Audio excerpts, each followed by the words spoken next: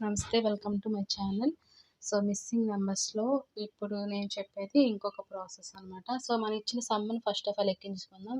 10, 26, 74, 218, 650 and question mark. First of all మనం ఇచ్చిన sum first term, second term ఎలా వస్తుందనేది మనం ఫైండ్ అవుట్ చేయాలని మీకు ఆల్రెడీ ముందు వీడియోస్‌లో నేను చెప్పుకుంటూ వచ్చాను. సో, ఇప్పుడు ఏంటంటే చూసిన వెంటనే మనకి ఈ సమ్ ఇలానే వస్తుందని పర్టికులర్‌గా మనం ఫైండ్ అవుట్ చేయలేము.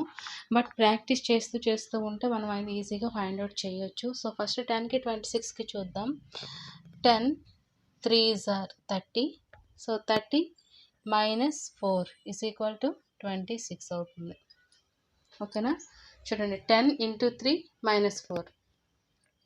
సో, నెక్స్ట్ 26 into 3 చేస్తే 3 6 are 18, 3 2s are 6, 7, 78. 78 minus 4 is equal to 74 వచ్చింది. సో, ఇదే ప్యాటర్న్ ఫాలో అవ్వాలి టోటల్ ఓవరాల్ అన్ని సమ్స్కి, అలా అన్ని నెంబర్స్కి. సో, నెక్స్ట్ 74 into 3 చేద్దాం.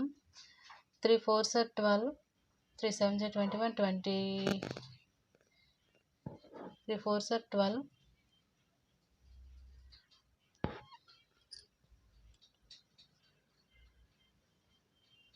222 వస్తుంది. 222 minus 4 is equal to 218 అవుతుంది.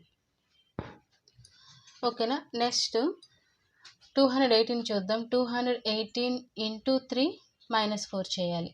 సో, 218 into 3 చేస్తే 3 8s are 24, 2 3 1s are 3, 6, 3 2s are 6, 664 వచ్చింది.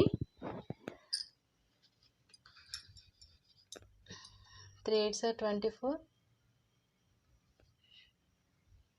సో 654. 654కి minus 4 చేస్తే ఇక్కడ ఎంత వస్తుంది? 650 వచ్చింది. నెక్స్ట్ అదే విధంగా అంటే ఇంటూ 3 minus 4, ఒక టర్మ్కి ఇంటూ 3 minus 4 చేస్తే సెకండ్ టర్మ్ వస్తుంది. సెకండ్ టర్మ్ కూడా ఇంటూ 3 minus 4 చేస్తే ఆ నెక్స్ట్ టర్మ్ వస్తుంది. సో, నెక్స్ట్ అదే విధంగా 650 ఇంటూ 3 minus 4 చేస్తే మనకి క్వశ్చన్ మార్క్లో ఏ నెంబర్ అయితే వస్తుందో ఆ నెంబర్ వచ్చేస్తుంది. సో, 650 ఇంటూ 3 చేస్తే 3 0 0, 3 5s are 15, 3 6 are 18, 19, 1950 minus 4 చేస్తే 1946. సో, 1946 ఎందులో ఉంది? 3 అనే ఆన్సర్లో ఉంది కాబట్టి సో ఇక్కడ మనం టిక్ చేద్దాం. 3 is the correct answer for the given sum. Okay friends, video నచ్చితే తప్పకుండా లైక్ చేయండి, షేర్ చేయండి, ఛానల్ అయితే తప్పకుండా సబ్స్క్రైబ్ చేసుకోండి.